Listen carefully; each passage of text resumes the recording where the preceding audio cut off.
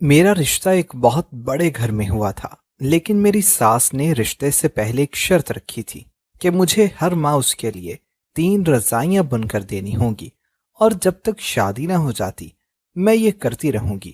مجھے یہ بات بڑی عجیب لگی، لیکن وہ لوگ بہت امیر تھے، اس لیے میری اماں نے حامی بھر لی۔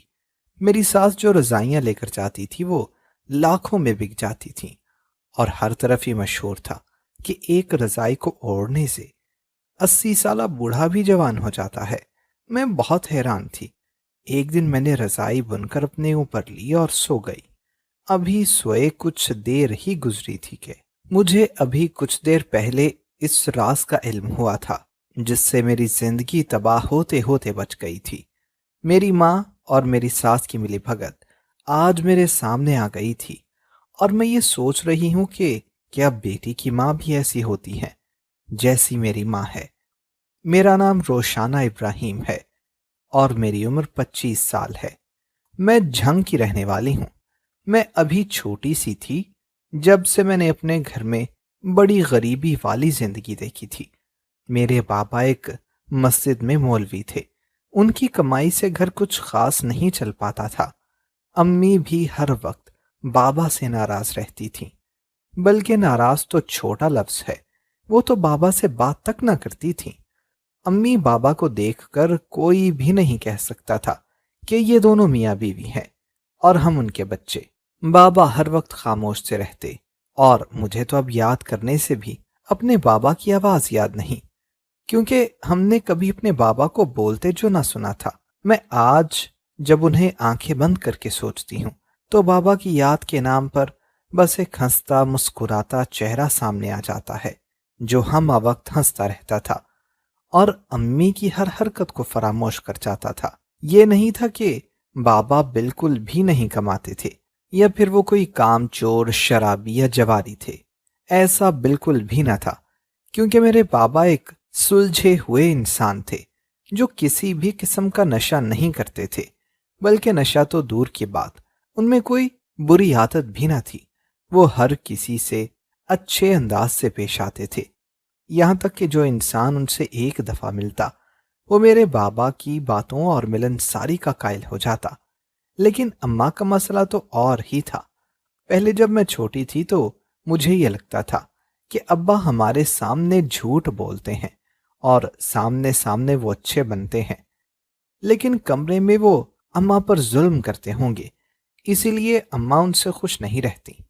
لیکن جب میں بڑی ہوئی تو میری اس خوش فہمی کا جنازہ بھی نکل گیا تھا، کیونکہ میں نے دیکھا کہ ابا تو اماں والے کمرے میں سوتے ہی نہ تھے، بلکہ وہ صرف گھر کھانا کھانے کی غرض سے آتے تھے، اور کھانا کھا کر کچھ دیر ٹی وی دیکھتے اور پھر صحن میں چارپائی ڈال کر سو جاتے۔ ابا کو ہم نے کبھی گھر میں سوتے ہوئے نہ دیکھا تھا، وہ ہمیشہ صحن میں ہی سوتے تھے، چاہے سردیاں ہوں یا گرمیاں۔ ابا کو کوئی فرق ہی نہ پڑتا تھا۔ وہ صبح اٹھتے، ہم میں سے کوئی انہیں ناشتہ پکڑا دیتا اور وہ بنا استری کیے کپڑے پہنے اذان کے لیے چلے جاتے۔ میں ہمیشہ یہ سوچتی تھی کہ نہ جانے ابا ایسے کیوں ہے۔ بھری سردیاں ہوتی کہ جب دھند سے زمین تک ڈھکی ہوتی تھی، ایسے موسم میں بھی ابا ایک کمبل لے کر باہر چارپائی پر سوتے تھے۔ ہم لوگ بڑے ہوئے تو ابا کو کہنا شروع کیا کہ آپ باہر کیوں سوتے ہیں، آپ بھی اندر ہی سویا کریں۔ تب ابا کہتے کہ اندر سوؤں گا تو زیادہ سکون کی نیند آئے گی اور میں لمبی نیند سوتا رہوں گا، جبکہ باہر سوتا ہوں ساری رات میں 3 4 دفعہ اٹھتا ہوں تو وقت پر اذان دے دیتا ہوں۔ اگر میں سکون میں چلا گیا تو رب کا پیغام دینے میں دیر ہو جائے گی۔ ابا کی یہی باتیں آج بھی میرے ذہن میں آتی ہیں، اور میں سوچتی ہوں کہ کوئی انسان اتنا بھی نیک کیسے ہو سکتا ہے جسے بس رب اور اس کے پیغام کی بڑی تھی۔ دنیا سے اور دنیا کے رشتوں سے انہیں جیسے کوئی فرق ہی نہ پڑتا تھا کہ کوئی ان کے بارے میں کیسا سوچتا ہے۔ اور پھر میں نے اپنی اماں پر غور کرنا شروع کیا۔ وہ بالکل بھی کفایت شار خاتون نہ تھی۔ ان کے پاس جو کچھ بھی ہوتا وہ ان کو ہمیشہ تھوڑا ہی لگتا۔ ابا جتنا مرضی کما کر لا دیتے، اماں ہمیشہ یہی کہتی کہ تم کبھی مجھے اور میرے بچوں کو خوش نہیں رکھ سکتے۔ میں ہمیشہ یہ سوچتی کہ نہ جانے وہ کون سی ایسی خوشیاں ہیں جو اماں کو نصیب نہیں، کیونکہ ہم لوگ تو ابا سے بہت خوش تھے، اور اب بڑے ہونے کے ساتھ ساتھ ہم سب کو ہی ابا پر ترس آتا تھا کہ اتنا سب کرنے کے باوجود بھی وہ ایک ایسی زندگی گزار رہے تھے جو کوئی بھی نہ چاہتا تھا۔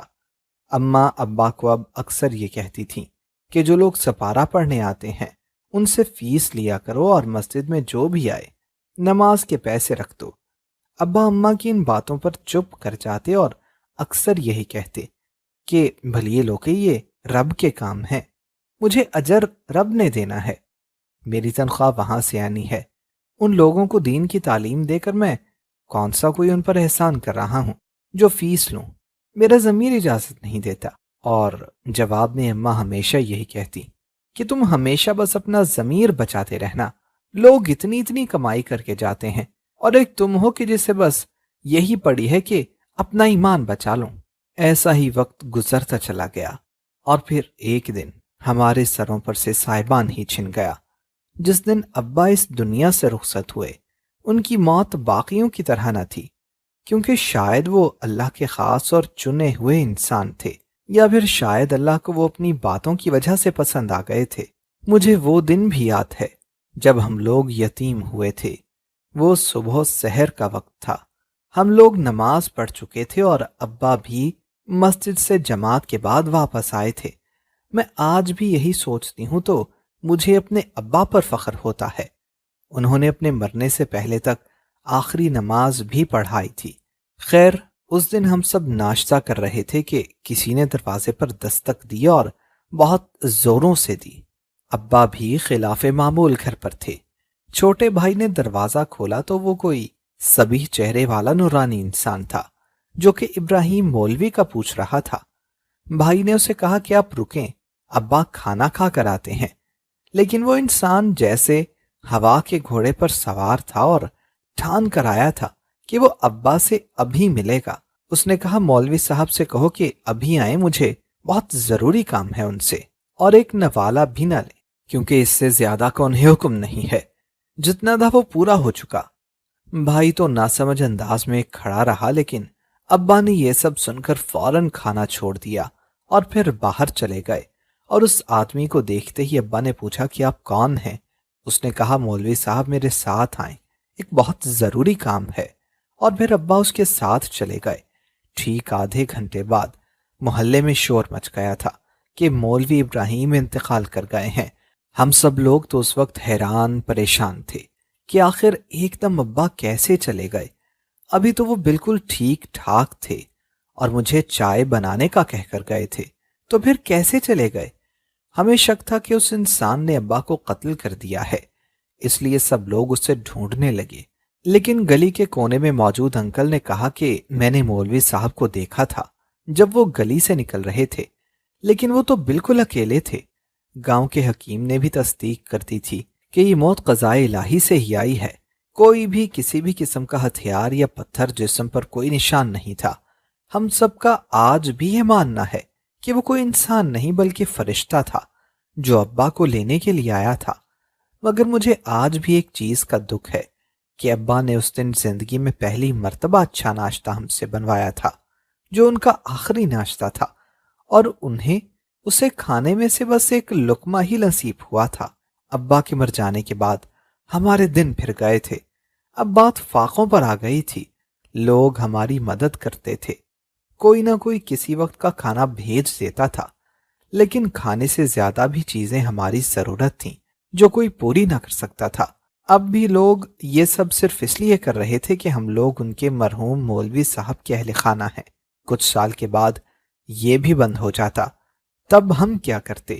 اب ابا جی کی خاکی چارپائی ہمیں کاٹنے کو دوڑتی تھی۔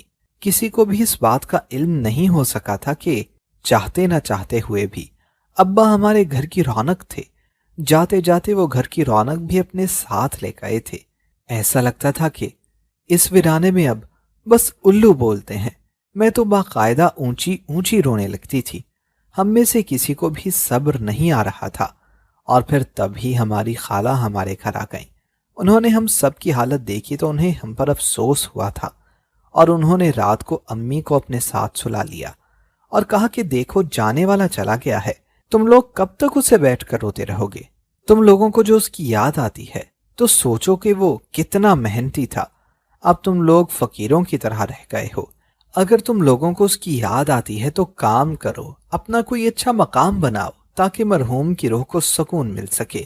ایسے رو رو کر تو تم اسے بے آرام کر رہے ہو۔ اماں نے پوچھا کہ آپا آپ کی بات تو بالکل درست ہے، لیکن میں ایسا کیا کروں کہ ہم لوگ کمانے لگ جائیں؟ میرے بچوں میں سے تو کوئی بھی پڑھا لکھا نہیں ہے کہ ہم لوگ اسے نوکری ہی لگوا دیں۔ لڑکے بھی چھوٹے ہیں کہ ان کو باپ کی جگہ پر بھی نہیں لگوایا جا سکتا اور نہ ہی کسی محنت مزدوری کے لیے بھیجا جا سکتا ہے۔ لیکن پھر خالہ نے اماں کو ایک کمال کا مشورہ دیا جسے سن کر اماں کی باتیں کھل گئیں۔ انہیں خالہ کا مشورہ بے حد پسند آیا تھا اور اماں نے حامی بھر لی۔ ہم میں سے کسی کو نہیں پتا تھا کہ خالہ نے اماں سے کیا کہا ہے، ہمیں بس اماں اب خوش دکھ رہی تھیں۔ اور پھر 3 دن بعد اس رات سے بھی پردہ اٹھ گیا جب خالہ نے کراچی سے ایک بڑا سا پارسل بھیجا۔ ہم سب بہن بھائی اندازے لگانے میں مشغول تھے کہ اس میں کیا ہوگا۔ کوئی کہتا کہ خالہ نے کپڑے بھیجے ہوں گے تو کوئی کچھ اور کہہ رہا تھا۔ تبھی اماں آگے آئیں اور اس نے جلدی سے ڈبہ کھولنا شروع کیا۔ جیسے جیسے ڈبہ کھل رہا تھا ہمارا اشتیاق بڑھ رہا تھا، اور پھر ہم نے دیکھا کہ اس ڈبے میں 3 سلائی مشینیں تھیں۔ ہمیں کچھ حد تک مایوسی ہوئی تھی، اور ساتھ میں بے تحاشا انسلے کپڑے اور دھاگے تھے، لیکن لگ نہیں رہا تھا کہ وہ ہمارے لیے ہیں۔ تب ہمیں یہ پتہ لگا کہ خالہ نے اماں کو کیا مشورہ دیا تھا۔ انہوں نے کہا تھا کہ تم اپنی بیٹیوں کو بھی سلائی کڑھائی سکھاؤ اور پھر اچھے اچھے نمونے بنا کر مجھے کراچی بھیج دینا، میں انہیں وہاں بیچ دوں گی اور پھر تم لوگوں کا روزگار لگ جائے گا۔ گاؤں کے لوگ بھی تم لوگوں سے سلائی کروائیں گے تو تم لوگ کسی کے محتاج نہ رہو گے۔ مجھے بھی یہ مشورہ بہت پسند آیا تھا اور میں نے اماں سے کہا کہ ہمیں جلدی یہ کام شروع کر دینا چاہیے، کیونکہ ابا کی برسی کے بعد تو کوئی بھی کھانا نہیں بھیجے گا، تب تک ہمیں اپنے پیروں پر کھڑا ہونا ہوگا۔ اماں بھی اب اس بات سے متفق تھیں اور پھر انہوں نے ہم بہنوں کو سلائی سکھانا شروع کی۔ چھوٹے بھائی بھی ہمارے ساتھ مدد کرواتے تھے، اور پھر 2 مہینے بعد ہی ہم لوگ بہترین قسم کے سوٹ سلائی کرنے لگے تھے۔ ایک دن چھوٹے بھائیوں کو اماں نے ایک ایک جوڑا پکڑایا اور کہا کہ جاؤ سب گھروں کے دروازے کھٹکھٹاؤ اور دکھاؤ کہ یہ ہم نے سیے ہیں، اگر کسی کو سلوانا ہو تو وہ ہمارے پاس آئے۔ اس طرح کرنے سے بہت فائدہ ہوا، کیونکہ اماں نے بہترین جوڑے ہی بھیجے تھے، اور پھر ہمارے پاس گاؤں سے ہی بہت سارے لوگ آنے لگے اور ہم خالہ کو سیمپل بھیجنا بھول گئے۔ کچھ وقت کے بعد میں ہر قسم کا ٹانکا بنانے لگی تھی۔ میرے ہاتھ میں ایسی مہارت آ گئی تھی، ایسا لگتا ہی نہ تھا کہ کوئی کپڑا گھر میں بنا تھا۔ ایک دن اماں کو خالہ کا خط آیا کہ امید ہے کہ اب تم لوگ اپنے کام میں ماہر ہو گئے ہو، اس لیے اب اپنے کام کے بہترین نمونے مجھے یہاں بھیج دیا کرو۔ اور پھر اماں نے ہم سے ایسا ہی کروایا۔ اماں نے کراچی جوڑے پیک کر کے بھیجنا شروع کر دیے، اور پھر کچھ دن کے بعد ہمیں ایک اور خط موصول ہوا۔ اس میں لکھا تھا کہ خالہ نے وہ نمونے ایک بہت بڑی ڈیزائنر کو دکھائے تھے اور اس نے میرا رشتہ مانگ لیا تھا۔ اماں کو تو مانو خوشی سے پاؤں ہی زمین پر نہیں لگ رہے تھے، اور اسے یقین ہی نہیں آ رہا تھا کہ ایسا بھی ہو سکتا تھا۔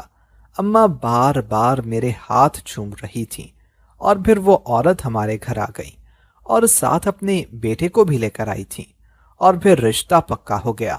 اس کے بیٹے نے موبائل فون دیا کہ ہم لوگ اب اس پر بات چیت کیا کریں گے۔ میں بھی کافی خوش تھی، اب میری قسمت کا ستارہ بھی چمکنے لگا تھا۔ لیکن میری حیرت کی انتہا نہ رہی جب میری ساس نے جانے سے پہلے اماں سے کہا کہ مجھے آپ کی بیٹی اور آپ سے اکیلے میں کوئی بات کرنی ہے۔ ہم لوگ جب ایک کونے میں گئے تو میری ساس نے کہنا شروع کر دیا کہ دیکھیں بہن، میں بھی ایک ڈیزائنر ہوں، آپ کی بیٹی کا کام بہت کمال ہے، لیکن میری شادی سے پہلے ایک شرط ہے، وہ یہ کہ آپ کی بیٹی مجھے ہر ماہ 3 رضائیاں بنا کر دے گی جس پر اس نے بے تحاشا کڑھائی کی ہو، اور جب تک شادی نہیں ہو جاتی ہر ماہ وہ یہ کرے گی۔ آپ فکر نہ کریں، میں آپ کو ہر رضائی کی قیمت بھیجتی رہوں گی، لیکن جس ماہ اس نے رضائی نہ بنائی اس دن یہ رشتہ ختم ہو جائے گا۔ اور انہوں نے یہ بھی کہا کہ میرے بیٹے کو اس ڈیل کے بارے میں علم نہیں ہونا چاہیے۔ میں بھی اب خاموش ہو گئی تھی اور پھر جیسا انہوں نے کہا تھا ویسا ہی کرنے لگی، کیونکہ دل ہی دل میں مجھے بھی ان کے بیٹے سے پیار ہو گیا تھا اور وہ میرے دل کو بھا گیا تھا۔ میں اس سے رشتہ نہیں توڑنا چاہتی تھی، اسی لیے میں نے اپنی ساس کی بات مان لی اور ویسا ہی کیا جیسا وہ چاہتی تھیں۔ اور دوسرا، وہ لوگ امیر بھی بہت تھے، اس لیے اماں نے بھی فوراً سے پہلے ہاں کر دی۔ میں ہر ماہ انہیں بہترین کام کر کے رضائیاں بھیجا کرتی تھی، اور پھر ایک دن خالہ کا فون آیا اور تب مجھے پتہ لگا کہ میری ساس تو وہ رضائیاں لاکھوں میں بیچ رہی تھی، اور ان رضائیوں کے بارے میں مشہور تھا کہ جو بھی وہ رضائیاں لیتا ہے وہ جوان ہو جاتا ہے۔ مجھے بڑی حیرت ہوئی کہ آخر یہ کیا ماجرا ہے۔ ایک دن میں نے خود ہی ایک رضائی بنائی اور چوری سے اوپر لے کر لیٹ گئی۔ ابھی مجھے لیٹے کچھ دیر ہی ہوئی تھی کہ اماں میرے پاس آئیں اور کہا کہ تم یہ رضائی خود کیوں لے رہی ہو؟ میں بھی اٹھ گئی اور پھر میں نے اماں کو سارا ماجرا بیان کیا، کیونکہ مجھ پر تو اس رضائی سے کوئی فرق نہ پڑا تھا۔ اب اماں کو بھی شک ہو رہا تھا کہ کچھ تو ہے جو میری ساس ہم سے چھپا رہی ہے، اور پھر اماں نے کافی دیر سوچ کر کہا کہ دیکھو کچھ نہیں ہوتا، وہ ہمیں پیسے بھیج دیتی ہیں نا۔ لیکن مجھے چین نہیں آ رہا تھا۔ اب میں کافی مشہور ہو گئی تھی اور کافی دور دور سے میرے لیے آرڈر آنے لگے تھے۔ میں نے اپنے ایک جاننے والے سے کہا کہ وہ میرے لیے وہ رضائی میری ساس سے خرید دے تو میں 3 مہینے تک اسے مفت کپڑے اس کے بوتیک کے لیے سی کر دوں گی۔ اور پھر اس آدمی نے ایسا ہی کیا، اس نے وہ رضائی بھی مجھے خرید کر بھیج دی، اور ساتھ ہی ایک ویڈیو بھی جس میں اس نے میری ساس کا راز بتایا تھا۔ میں بھی کافی حیران ہوئی اور سوچا کہ آخر کیا ہے ایسا کہ وہ رضائی اتنی مہنگی بکتی ہے۔ میرے ذہن میں آیا کہ میں وہ ویڈیو نہ دیکھوں، کیونکہ کچھ غلط ہوا تو رشتہ بھی ٹوٹ سکتا ہے، اور مجھے اپنے ہونے والے شوہر سے بہت محبت تھی، لیکن میں کر کیا سکتی تھی؟ میرے ابا مولوی تھے، انہوں نے ہماری بہت اچھی تربیت کی تھی، اس لیے مجھے یہ گوارا نہ تھا کہ میرے سامنے میرے ہی توسط سے کچھ غلط ہوتا رہے اور میں خاموش رہوں۔ اور پھر میں نے ویڈیو دیکھی تو مجھے لگا کہ میری ساس وہ رضائیاں باہر کے ملک بیچتی تھیں، اور ان رضائیوں میں وہ ڈرگز ڈال کر باہر بھیجتی تھیں، اس لیے یہ رضائیاں لاکھوں میں بکتی تھیں۔ اس ویڈیو میں میری ساس نے اپنے منہ سے یہ اعتراف کیا تھا کہ وہ یہ کام کرتی ہے، اور ڈیزائنر کی آڑ میں وہ اسمگلنگ کا کام کرتی ہے۔ میرے تو یہ بات سن کر طوطے ہی اڑ گئے تھے، اور میں نے وہ رضائی کھول کر دیکھی تو بالکل یہ بات سچ تھی، اس کے اندر ڈرگز تھیں۔ اب مجھے سمجھ آیا تھا کہ سارا چکر کیا تھا۔ ساس مجھ سے کام کرواتی تھیں تاکہ کام بھی بہترین ہو اور کسی کو شک بھی نہ ہو، اور اگر کل کو وہ پکڑی بھی جائیں تو الزام بھی مجھ پر آئے، کیونکہ یہ کام تو میں ہی کیا کرتی تھی۔ مجھے ایک دم شدید دکھ ہوا تھا کہ میں نے جن کی اتنی دل سے عزت اور احترام کیا تھا اور انہیں اپنی ماں کی جگہ دی تھی، لیکن انہوں نے میرے ساتھ کیا کیا۔ اس لیے سب سے پہلے میں نے فیصلہ کیا کہ احمر کو رشتے سے انکار کر دوں گی، کیونکہ میں ان مجرموں کے ساتھ نہیں رہ سکتی تھی۔ اور پھر میں نے احمر کو فون کیا اور اسے انکار کر دیا۔ مجھے معلوم تھا کہ جب اس کو میرے انکار کی خبر ملے گی تو وہ بہت روئے گا۔ اس کی کال دیکھ کر میں چونک گئی تھی، مگر لب بھینچ کر موبائل کی چنگھاڑتی لہروں کا گلا گھونٹ دیا۔ میں آپ کے بنا نہیں رہ پاؤں گا، سسکتے بلکتے ہوئے اس نے کہا تھا۔ چند دن کی بات ہے، مجھے بھول جائیں آپ، میں نے آہستگی سے کہا، کیونکہ اس کی دیوانگی سے میں آشنا تھی۔ میں مر کر بھی نہیں بھول سکتا آپ کو، آپ عشق ہے میرا، وہ روتے ہوئے کہہ رہا تھا۔ اتنا مضبوط مرد رو رہا تھا تو مجھے دکھ ہو رہا تھا، کیونکہ اس کو میں نے ہمیشہ ہنستے مسکراتے اور خوش رہتے ہی دیکھا تھا۔ دل سے دعا مانگی کہ کاش میں اس کی محبت نہ ہوتی۔ یہ سب کتابی باتیں ہیں، کوئی کسی کے بنا نہیں مرتا، آپ کوئی بہت اچھی لڑکی ڈیزرو کرتے ہیں۔ میں نے گہری سانس اندر کھینچی۔ مجھے آپ چاہیے، آپ سے اچھی کوئی نہیں، میں آپ کو حاصل کر کے رہوں گا، میری بچپن کی محبت ہے آپ۔ اس کا یہ ضدی لہجہ مجھے بہت غصہ دلاتا تھا۔ میں تمہاری ملکیت نہیں ہوں، تم نے عشق کیا، محبت کی یا کچھ بھی، وہ تمہارا مسئلہ ہے، میں نے تمہیں مجبور نہیں کیا۔ بلکہ ہر بار تمہارے قدم روکے اپنے سخت رویے سے خدارا مجھے اس قصے سے نکال دو۔ میں بری طرح سے چلائی تھی۔ عاجز آئے ہوئے لہجے میں وہ کہنے لگا، آپ جو کہیں گی میں مانوں گا، آپ کو میں ایک بہترین زندگی دے سکتا ہوں، آپ جانتی ہیں یہ بات، تو انکار کیوں کر رہی ہیں؟ وہ جیسے سمجھ نہیں پایا تھا۔ میں کسی کی دی گئی بہترین زندگی نہیں جینا چاہتی، وہ سب مجھے احسان لگے گا، مجھے سب خود بنانا ہے، میرے خوابوں کے بیچ میں مت آؤ، ذرا سی بھی محبت ہے تو بس میرے خوابوں کے سنگ مجھے جینے دو، کیونکہ میں بہت خوش ہوں، میں آج تمہاری عزت بھی کرتی ہوں اور تمہاری محبت کی قدر بھی، یہ نہ ہو کہ کل میں بھرے بازار میں ان دونوں کو تماچے مار دوں، مجھے آزماؤ مت، مجھے گنہگار مت ٹھہراؤ۔ کبھی کسی کی محبت آپ کے لیے گلے کا پھندا بن جاتی ہے، سانسیں تک رک جاتی ہیں۔